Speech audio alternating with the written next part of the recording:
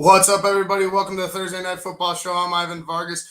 Got an interesting matchup here tonight. We got the Tampa Bay Buccaneers versus the Philadelphia Eagles. Tampa Bay coming in on a two-game winning streak after that Week 3 loss to the Rams. And, let's start with the Tampa Bay Buccaneers since I've mentioned them, and we'll get to the Eagles right after. The Bucs have, the way as good as their defense has played last season, you would expect, maybe a repeat, a little bit of a struggle, especially maybe on the run side of the defense. But it's really been in the secondary where the Tampa Bay Bucs have struggled, and it hasn't been very pretty. It's they got a 20th league ranked defense, but they're giving up 1,500 yards in the pass. They're ranked 32nd in the league. I know they've lost Murphy Bunting, and they've had a couple of issues in the secondary, but it's just, they haven't been able to stop anybody through the air. But on the flip side, in the rush, they're number one in the league. They shut everybody down so far, only giving up 229 yards on the ground. The Bucs seem to be have figured out everybody so far in the rush game. It's just the pass game is where they struggle. And through 5 games so far, they're giving up 400 yards twice, 400 yards. This is 400 yards once, 500 yards, 400 yards twice. They're giving up 500 total yards last week to the Miami Dolphins. Even though they won that game, that's a lot of yards to be given up. Like I said, Miami also had, I'm sorry about that. That was the Bucs picked up 400 yards through the air, but the defense has given up almost 400 yards twice, and it's just been hard for the Bucs on defense to get going. On the offensive side of the ball, they're just all world. Number 3 ranked in the league, over 2,000 yards so far this season. Points for third with 167 to pass. They're number 1 in the league with Tom Brady leading the way. The rush, they're not so hot in the rush, but today I don't think that's going to matter. I think the way that the Eagles on defense have struggled stopping the run, I feel like today is going to be a little bit of a different type of game, especially if the Bucs are able to continue to convert and get off to a hot start on first down. Now, I feel like Leonard Fournette's going to get a lot of the carries, but the way that they've been trying to use these guys, especially last week, I like the way that they had a good mixture of the 3 running backs that they have in Bernard, Ronald Jones, and Fournette. But it's just been, like I said, it's been all Tom Brady. They put up points, they put up the yardage. The only blip in this schedule was that Rams game, and we know how tough the Rams could be. So I'm not, I kind of give them a pass in that loss. They're gonna face tougher teams. They're gonna struggle, but I won't hold it against them in that one. I feel like that game was just, you got caught. It was similar to the Saints game early last season where they just kind of got caught flat-footed. They're still trying to find their way. The best thing about it is their offense is firing on all cylinders. Now, if we go ahead and go over to the Eagles side of the ball on defense, we'll start on defense with the Eagles. They got the 21st ranked defense in the league. Points against also 21st with giving up 124 points so far. The pass, they're ranked 3rd. The surprising thing about the Eagles is they're shutting down people through the air. The bad part is that they're kind of the opposite of the Bucs. They can't stop anybody on the ground. They're giving up 710 yards so far. So we're watching 2 defenses that are kind of the polar opposites of each other. One can stop the pass very well. One can't stop the pass to save their life. One is getting run over. The other one is, just a brick wall that won't be moved. And I feel like tonight is going to depend on the pass rush of the Buccaneers. The Buccaneers blitz a league high 40% of the time.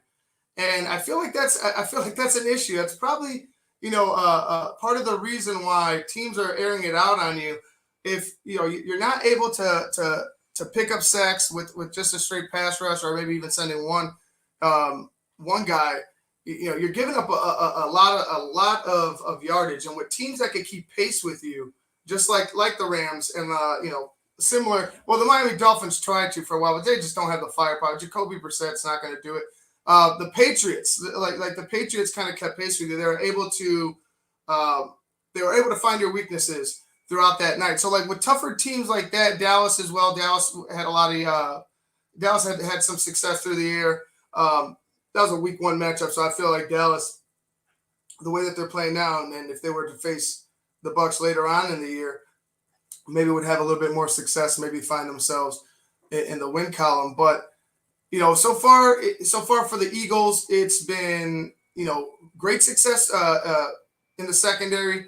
It's kind of a feast or famine, with their linebackers and their defensive the defensive line. They only mustered up 11 sacks, and I think that's just like one above the. It's like one above the Bucs, if I'm not mistaken.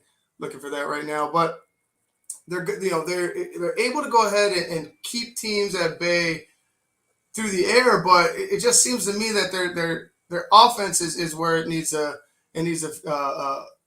big boost. You're only able to go ahead and muster up 273 yards of total offense against the Carolina Panthers. I know the Panthers are tough, but you're going to need more against tough teams. You picked up the win, but and I know Carolina struggled mightily in that.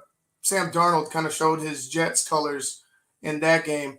The three losses prior, the Chiefs, the Cowboys, and the 49ers, you're giving up a lot of points. And I just feel like if you're not able to keep pace, like I said, you lost to the Cowboys 41-21. And that game just got out of hand in a hurry. You weren't able to keep pace in the first half, and then that was pretty much all she wrote. The Chiefs are the Chiefs. You're going to get, you're going to get scolded, especially on defense, if you're not smart, if you're not disciplined. The Eagles are in a weird place for me. I feel like, Jalen Hurts isn't a bad quarterback. I just think that they got in a shit kind of a rough start to the season. The Niners, the Cowboys, the Chiefs, the Panthers, even though they did pick up the win last week. Then you got the Bucs.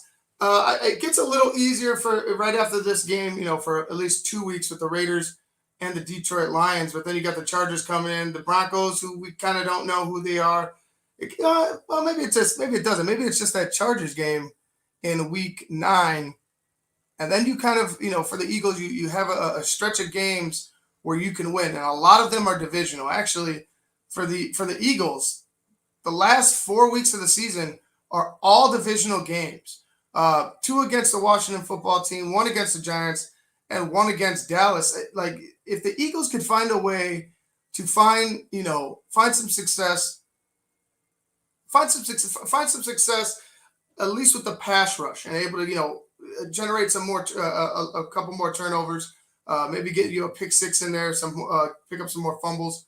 You need to find some turnovers. You need to put your defense in a instant, or your offense in an instant position to pick up some points. And then I feel like, if you could get past this, let's say I don't think they'll win tonight. Let's say you pick up 2 wins against the Raiders and the Lions, you'll be sitting at 4-4.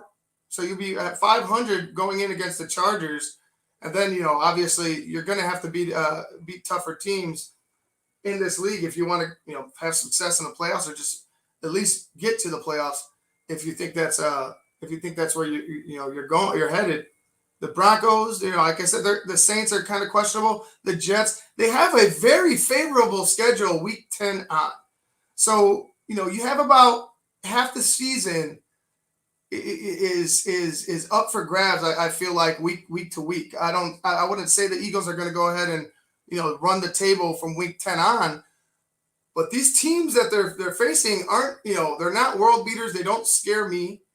I feel like if they could keep pace in that East with the Cowboys, and then obviously you're gonna have to hope that the Cowboys take some losses along the way.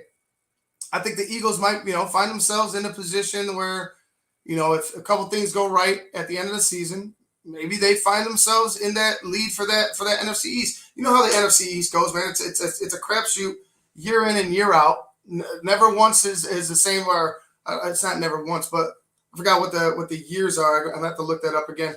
It's like some type of ridiculous streak of a different winner in the division. I think for the past like 16 years or something rather. But like I said, if they're able to do that, the back end of the schedule is very, very favorable. If I seen that their back end of their schedule on, let's say the Bucs, I would say the Bucs are going to go 10-0, the Bucs will go. I'm sorry, 8-0 in the last within the last 8 games. It's a very favorable schedule. Tonight, I don't see them pulling it out. Tonight, actually, I see the Buccaneers blowing them out.